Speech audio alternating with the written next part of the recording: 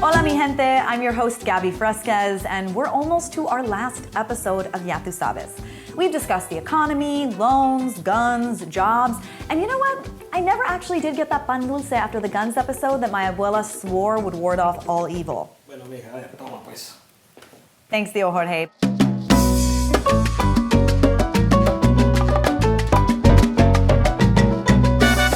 Maxwell Frost, thank you for joining us. You are 25-year-old Gen Z, a Democratic candidate for the 10th Congressional District in Florida. Congratulations, by the way. Thank you so much. I'll just start off with something really broad. How did you get into politics? What drew you into this crazy, crazy world? Yeah, what got me involved was the Sandy Hook shooting. I went to an arts middle school and high school. Before every jazz band concert, my friends and I would go to this, I think it was like a Fridays or a Macaroni Grill, I always forget. It was right across the street, and we would load up on a ton of junk food.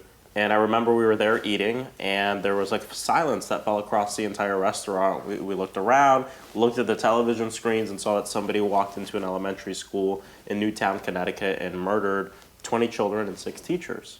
And that had a big impact on me. Like at the show that night, I remember I kept thinking about it while I was playing. I kept looking around, wondering, are we okay today? And ended up going to Washington, D.C. when I was 15 alone for the memorial and the vigil that was going on, just because I felt like I needed to be a part of it. You know, sometimes you have that call. And at the vigil, I had my call to action. It was the night of. I was sitting across from Matthew Soto. His sister Vicky was a teacher at Sandy Hook that was murdered. She hid the kids in the closet to save their lives. And talking to him, seeing a 16-year-old with the demeanor of a 60-year-old, it changed my life, and I dedicated the rest of my life to fighting for a world where people wouldn't have to feel that pain I saw in Matthew. You started your career as an activist. What message do you have for organizers who are just starting out? Well, I would tell them to find joy in the work that you're doing. It's very hard work, especially I've been doing gun violence work for a decade now, since I was 15. And it's hard work. We're talking about death, right? We're talking about lives being lost. Music is such a huge part of my life as well. So we introduce music into almost everything we do. And that's that little bit of joy, that little bit of self-care. You know, at Pride Orlando last year, we rented a flatbed truck, and I put my old salsa band Seguro Que Si on it. This year we did the same thing, but we had a different band, and we did Amy Winehouse and ABBA. So you know, just introducing what makes you unique and what you love into your work, I think is really important. In the last year, we've seen some of the stripping away of women's reproductive rights, and we've also seen a rampant spread of disinformation, especially among the Latino community. How much do these kinds of issues matter to our communities, from what you've seen and the people you've spoken with? Yeah, I mean, they matter a ton, right? I mean, when we're out on the doors, when we're talking with people, especially Latinos, what we're hearing about is, it's especially with our immigrant families who came here from countries where they were escaping their rights being taken away from them. They're starting to see familiar things again, right? I mean, we woke up 2 months ago and over half of our population lost one of the most intimate human rights, the right to safe and legal access to abortion.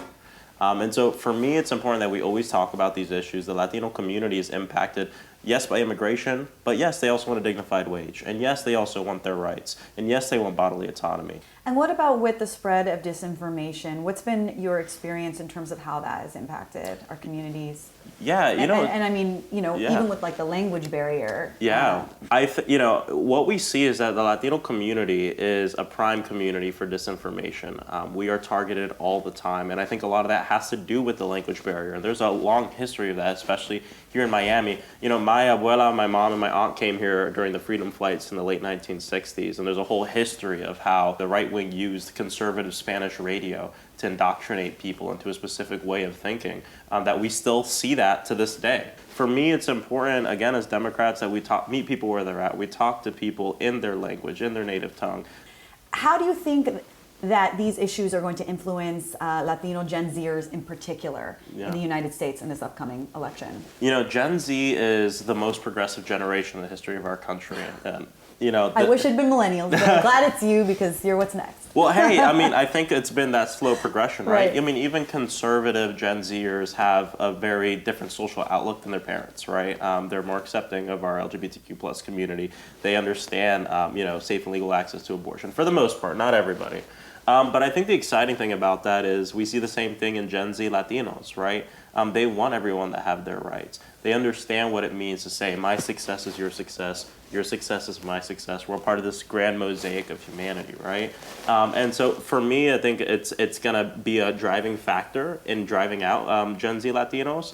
But it's abortion and it's all these other issues, right, that we're thinking about. What do you think are some of the most important issues that Democrats are actually taking the lead on right now? Well, we see Democrats have taken the lead on many different issues. I mean, climate change is a big one.